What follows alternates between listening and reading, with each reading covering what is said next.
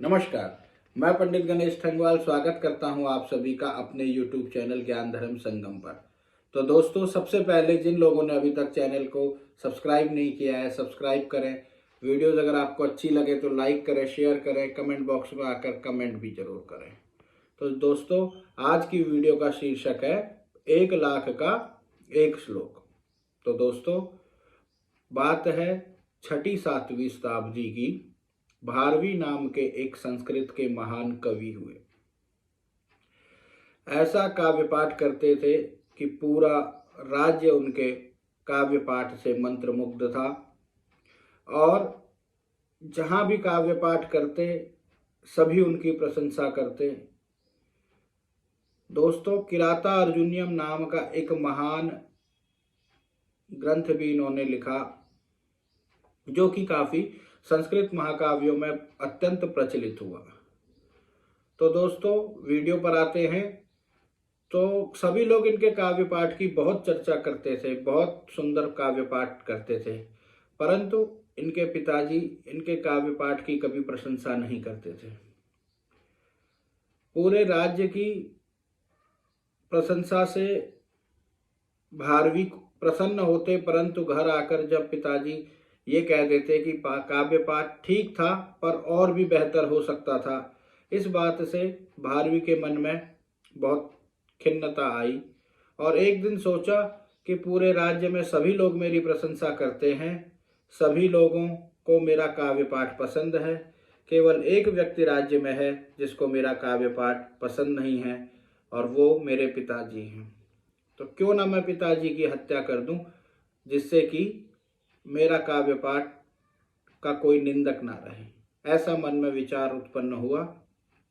तो काव्य पाठ, तो भारवी जी इसी सोच के साथ में अपने आंगन में टहल रहे थे कि क्या किया जाए।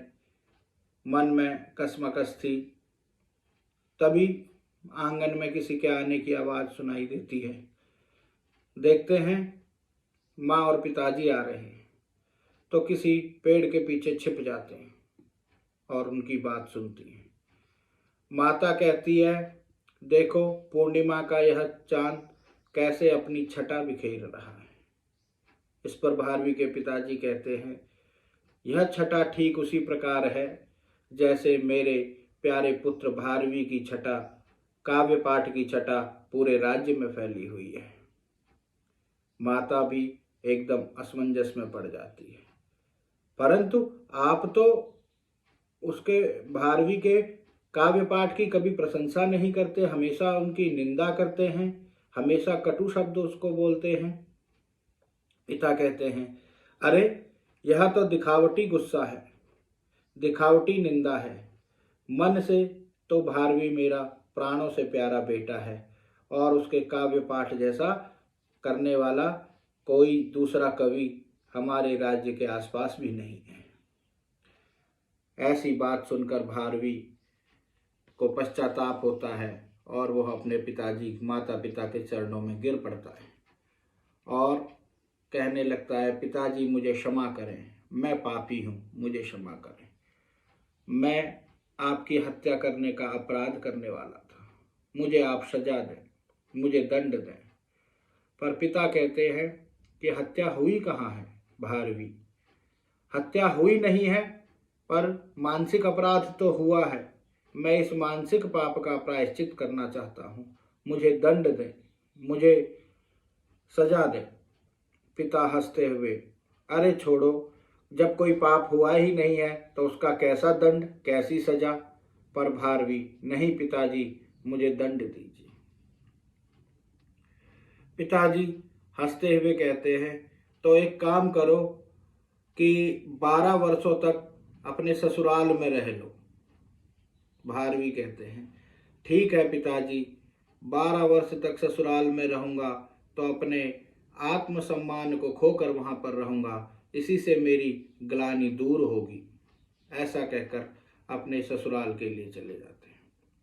कुछ दिन भारवी का वहाँ पर बहुत अच्छा स्वागत सत्कार होता है, परंतु जब वहाँ पता चलता है कि भारवी 12 वर्षों के लिए यहाँ पर रहने के लिए आए हैं, तो कुछ ही समय पश्चात उनसे घर के काम करवाए जाते हैं, खेत जुतवाया जाता है और घर के अन्य काम, घास काट कर लाना, लकड़ी लेकर आना, ये सब उनसे करवाया जाता है। काव्य पाठ तो छूट ही जाता है। एक दिन पत्नी कहती है कि मैं पिताजी से कहती हूँ कि आप हमें कुछ खेत अलग से दे दें, जिससे कि मेरे भाइयों की और इनकी मेरे को बातें न सुननी पड़े। भारवी की पत्नी अपने पिताजी से कहती है तो उसको खेत अलग करके दे देते हैं। पर काव्य पाठ करने वाला कवि कहाँ खेती किसानी जानता था। खेत में कुछ नहीं हुआ और इस प्रकार दरिद्रता आ गई। दरिद्रता आने पर भारवी ने बोला कि यहाँ पर इस प्रकार से कुछ नहीं हो सकता है, मुझे किसी शहर में जाना चाहिए जहाँ लोग मेरे काव्य पाठ को प्रशंसित करें। भारवी की पत्नी कहती है कि स्वामी आप ठीक कह रहे हैं, पर आप मुझे भी साथ ले जाइए। भारवी, प्रिय तुम्हें कैसे साथ लेके जा सकता हूँ, अभी तो मेरा ही कोई ठिकाना नहीं है।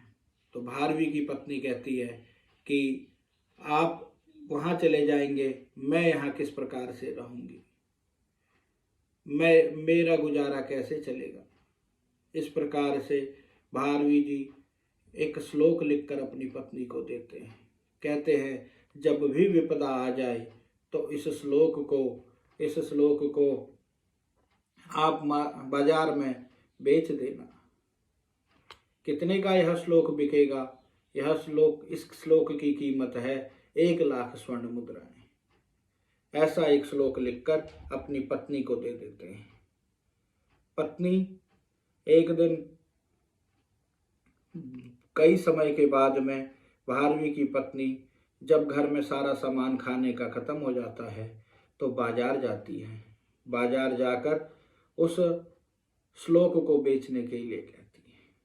तो उसकी कीमत 1,00,000 रुपए भारवी बता के गए होते हैं, परंतु उस श्लोक को कोई खरीदता नहीं है।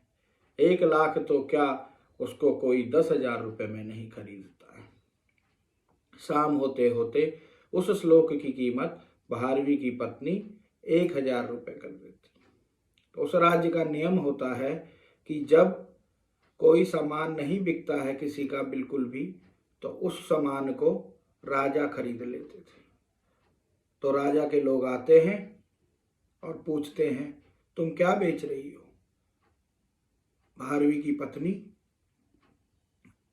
यह एक श्लोक है जिसका मूल्य 1,00,000 रुपए स्वर्ण मुद्रा है।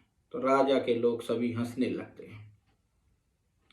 कहती है, परंतु 1,00,000 रुपए में यह नहीं बिक रहा है, इसलिए इसका मूल्य मैंने मात्र 1,000 स्वर्ण मुद्राएं रखा।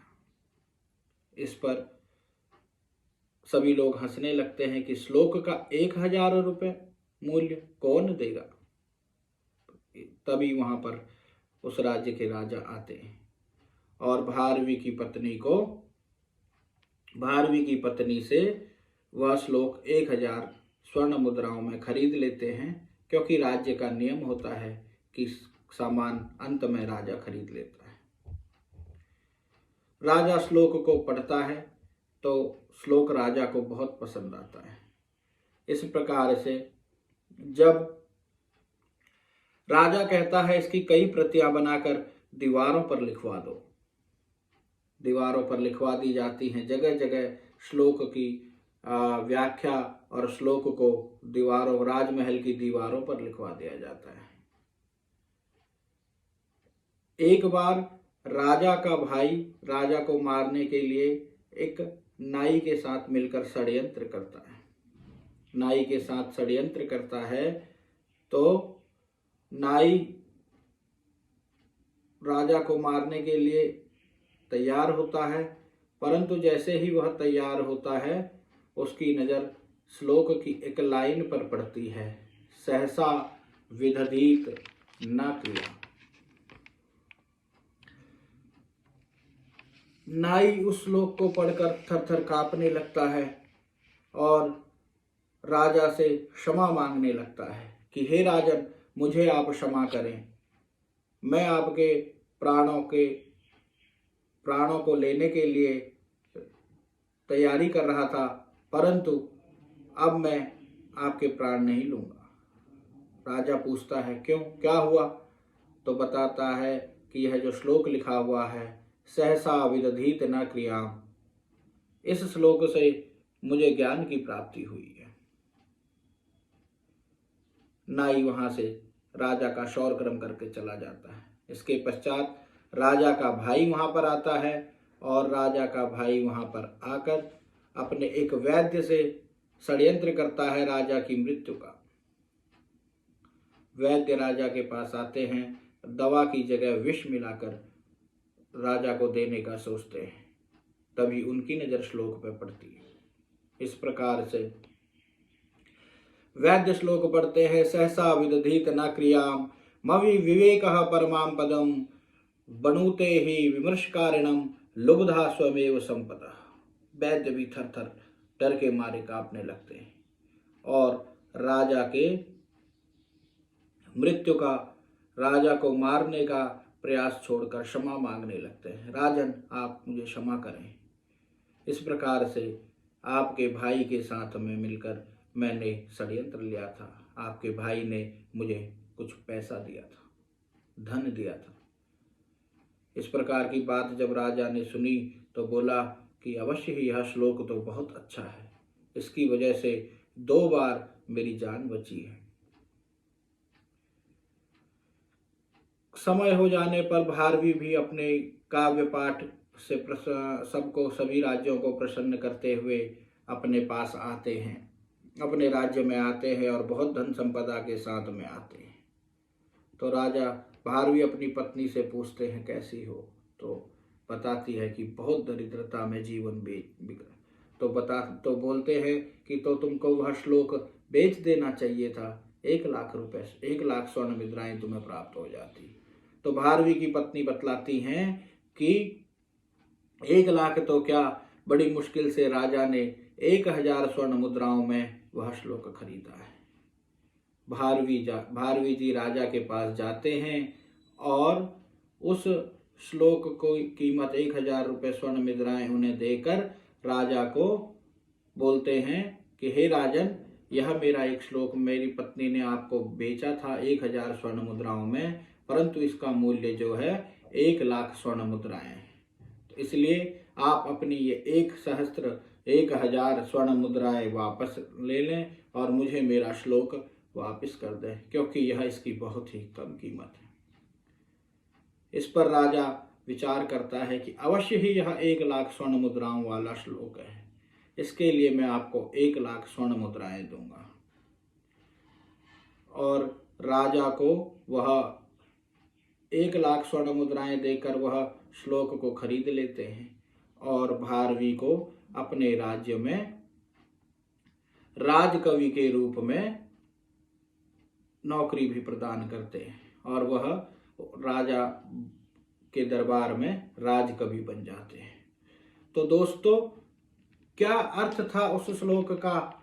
उस श्लोक का श्लोक क्या था वह आपको बताऊंगा। सहसा विदधीत न क्रियाम विवेकः परमाम पदम बनुते ही विमृश्यकारिणम लुब्धा स्वयमेव संपदः। अर्थात दैनिक जीवन में कोई भी काम जल्दी से उतावलेपन से न कीजिए। जो लोग जल्दबाजी में, आवेश में आकर काम करते हैं, फलस्वरूप भारी विपत्तियां पाते हैं। भविष्य के परिणाम पर पर्याप्त विचार करके काम करने वालों के यहाँ पर गुण और मुग्ध होकर संपदा आती है, और जो बिना विचारे काम करते हैं वो लोग सदैव विपदा से घिरे जाते हैं। आज की वीडियो में इतना ही। वीडियो आपको कैसी लगी जरूर लिखें और कमेंट बॉक्स में जरूर लिखें। वीडियो अगर आपको अच्छी लगे तो लाइक करें और चैनल को सब्सक्राइब करना बिल्कुल ना भूलें। नमस्कार, धन्यवाद।